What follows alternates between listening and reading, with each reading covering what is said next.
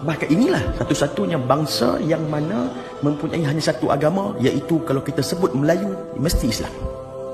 Sebab tu bila kita sebut tentang Melayu, benda pertama yang terdetik di fikiran kita adalah agama Islam. Ini kerana Melayu dan Islam ni tak boleh kita nak pisahkan. Berbilang bangsa yang ada di dunia ini, setiap bangsa tersebut mempunyai pelbagai agama. Tapi tak, bangsa Melayu tidak. Kerana hanya ada satu agama sahaja, iaitu agama Islam. Bangsa Melayu ini, kalau kita tengok daripada sejarahnya, bermula daripada alam kepulauan. Malah bangsa Melayu merupakan satu-satunya bangsa di dunia ini yang mana habitat asal Melayu itu bukan di atas satu dataran yang besar, tetapi di atas gugusan-gugusan kepulauan. Nama Nusantara, iaitu panggilan lain bagi kepulauan alam Melayu itu sendiri, membawa maksud satu benua yang terdiri dari pulau-pulau. Ketua ulama Syekh Ahmad Al-Fatani berkata, Melayu ni adalah kelompok atau segolongan besar manusia. Negeri-negeri mereka adalah sesubur-subur negeri dunia. Satu orang tokoh yang disebutkan namanya Dr. Burhanuddin Al-Hilmi berkata bangsa Melayu adalah satu bangsa yang bersendiri di antara beberapa bangsa dalam dunia ini yang ada kawasan negeri. Tingkah laku, perangai dan kebudayaan yang bersendiri serta cara hidup dan sejarahnya yang tersendiri membezakan dengan lain-lain bangsa dari semenjak beribu-ribu tahun hingga ke hari ini, tuan-tuan yang dirahmati Allah Ta'ala. Jadi tujuan saya nak cerita kepada tuan-tuan semua yang dirahmati Allah Ta'ala, macam mana Islam mula-mula mai ke tempat kita. Dakwah Islam ni mula tersebar di alam Melayu sejak abad ke-7 Masihi lagi, iaitu abad pertama Hijrah, berterusan hingga abad ke-8 secara istiqamah oleh pedagang-pedagang ataupun pendakwah Arab. Walaupun belum ada kerajaan Islam yang terbentuk di alam Melayu pada abad ke-7 dan abad ke-8 Masihi, namun masyarakat Melayu ketika itu, terutamanya para pedagang, telah memeluk agama Islam. Kita boleh lihat agama Islam mula bertapak ke alam Melayu ini melalui dua tempat, iaitu kerajaan Kedah Tua dan Perak yang dalam daerah Aceh Utara pada hari ini. Melalui dua tempat inilah agama Islam terus berkembang dengan pesat di alam Melayu. Sebuah rombongan Islam telah mendarat di Perak sekitar tahun 820 Masihi. Salah seorang daripada rombongan tersebut yang bernama Said Ali bin Muhammad bin Ja'far Sadiq, yang merupakan Ahlul Bait, yakni keturunan Rasulullah SAW, yang berkahwin dengan puteri Perak yang bernama Puteri Makhdum Tan Shuri. Maka dari pernikahan ini lahirlah zuriat daripada mereka ini yang bernama Said Abdul Aziz. Maka di situ terbentuklah kerajaan Islam yang pertama di alam Melayu, iaitu kerajaan Islam Perak sekitar tahun 840 Masihi, yang dipimpin oleh Sultan Ali bin Said Maulana Abdul Aziz, iaitu anak kepada Said Ali bin Muhammad bin Ja'far As-Sadiq dan Puteri Makhdum Tan Shuri. Kerajaan Kedah Tua ni pula dikatakan Islam telah mula bertapak selewat-lewatnya pada abad ke-9 Masihi melalui pedagang-pedagang Arab. Salah satu tokoh dia yang bernama Syekh Abdullah Al-Qumairi Al-Yamani merupakan salah seorang pendakwah yang pertama yang menyebarkan agama Islam pada kerajaan Kedah Tua. Hal ini dibuktikan dapat dikuatkan lagi apabila ahli arkeologi menemui batu cop nama yang tertulis perkataan Ibnu Sirdan, yang mana merupakan kepunyaan anak murid kepada Syekh Abdullah Qumair. Hubungan kerajaan Kedah Tua dan dunia Arab ni dapat dibuktikan, tuan-tuan, dengan mana dijumpai mata wang siling zaman Khalifah Al-Mutawallil yang bertarikh tahun 848 Masihi yang ditemui di Lembah Bujang. Bukan itu sahaja, bahkan kerajaan Islam Kedah Tua juga pernah membantu Sultan Salahuddin Al-Ayubi bagi menawan kota Baitul Maqdis dalam misi perang salib. Kerajaan Islam Kedah Tua juga yang juga dikatakan turut menghantar bahan-bahan rempah kepada Sultan Salahuddin, kerana waktu itu bahan rempah sangat-sangat penting untuk mengawet bekalan makanan ketika mana peperangan. Kalau kita lihat pula, kerajaan Islam yang ada di Melaka pernah menghantar surat amaran kepada kerajaan Perancis, surat ancaman, tuan-tuan, kerana waktu itu dikatakan kerajaan Perancis hendak menyerang kota Makkah. Sultan Melaka ketika itu menjalankan tanggungjawabnya dengan mengarahkan askarnya, sekiranya Perancis tak mau tarik balik ataupun membatalkan hasrat mereka untuk menyerang kota Mekah, maka Sultan Melaka akan perintahkan askarnya untuk membunuh semua pedagang daripada Perancis. Dengan berkat usaha ini, hal ini menyebabkan kerajaan Perancis batalkan hasrat mereka untuk menyerang kota Mekah.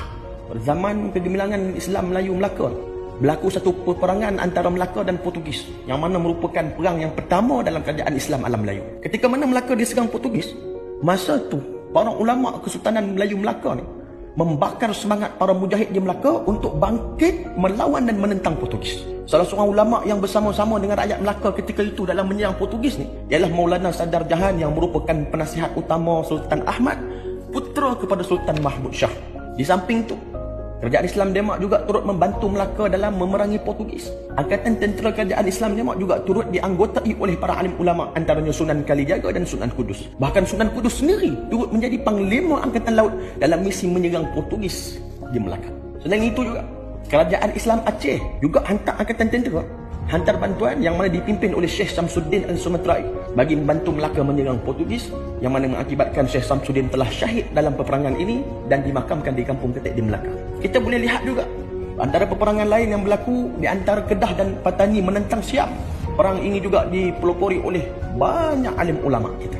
Antara ulama masyhur yang memimpin jihad menentang Siam ketika itu adalah satu yang bernama Syekh Abdul Samad Al-Falimban, Syekh Daud Al-Fatani, Syekh Wan Mustafa Al-Fatani, atau lebih masyhur dengan panggilan Panglima Tok Bendang Dayak, Syekh Wan Abdul Qadir, Syekh Muhammad Mas'ud Al-Banjari dan ramai lagi tuan-tuan.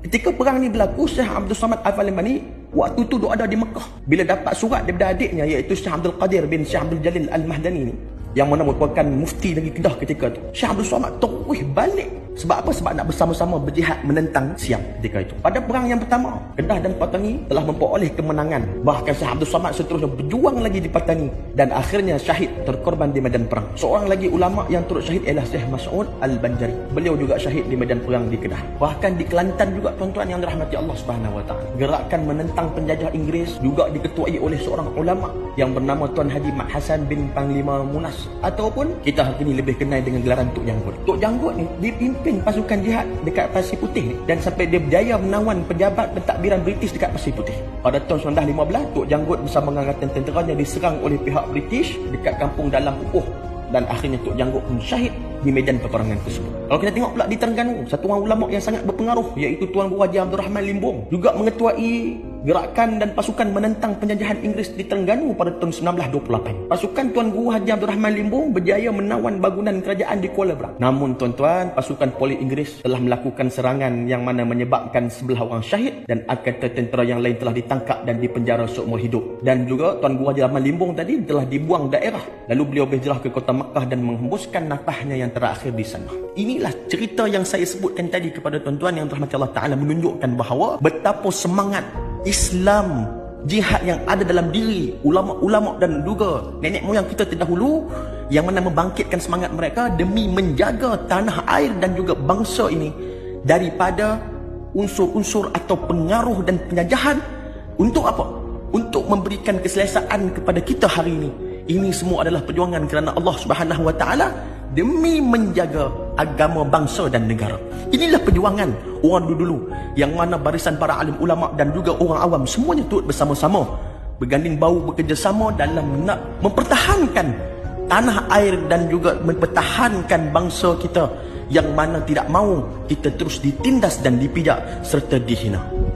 Sebab tu saya sebut tadi, yang mana saya sebut Melayu ini adalah satu bangsa yang tidak lari daripada Islam. Melayu ini bukan saja tinggi dengan adat, bahkan adat-adat Melayu itu sendiri melambangkan kemegahan Islam. Melalui adat Melayu lah Islam dapat dikembangkan lagi. Contohnya kita ada adat merisik, adat berkhatan, adat tetamu, adat hari Ashura, adat jenazah dan pelbagai lagi adat-adat lain yang tidak bertentangan dengan syarak, yang mana ianya menunjukkan kesopanan dan juga menunjukkan tata tusila orang-orang Melayu itu sendiri yang berakhlak dengan akhlak Islam. Kita tengok sendiri hari ini tuan-tuan, baju Melayu yang kita duk pakai ni, baju Melayu itu sendiri pun melambangkan agama Islam. Butang baju Melayu itu melambangkan 5 rukun Islam. Hak ni yang ramai orang tak tahu. 3 saku ataupun poket baju adalah akidah, syariat dan tasawuf. Dan samping pula melambangkan kesungguhan menjaga nafsu, syahwat, aurat dan maruah. Oleh itu tuan-tuan yang dirahmati Allah Subhanahu Wa Taala, kita sebagai orang Melayu, Islam menjaga bangsa Melayu ini. Ini adalah amanah daripada Allah Ta'ala untuk kita. Ini adalah satu anugerah yang Allah berikan kepada bangsa kita. Memang betul, agama Islam sampai ke tanah Melayu selepas agama Hindu dan Buddha. Akan tetapi ingat, agama Islam yang paling kuat diperjuangkan hingga tanah Melayu ini bebas daripada jajahan luar dan juga bebas daripada perkara-perkara yang khurafat, bebas daripada perkara-perkara syirik dan bebas daripada kekufuran kepada Allah Subhanahu Wa Taala. Disebabkan apa? Disebabkan orang Melayu yang perjuangkan Islam lah kita hari ini dapat mengamalkan Islam dengan aman dan hidup dengan tenteram di negara ini.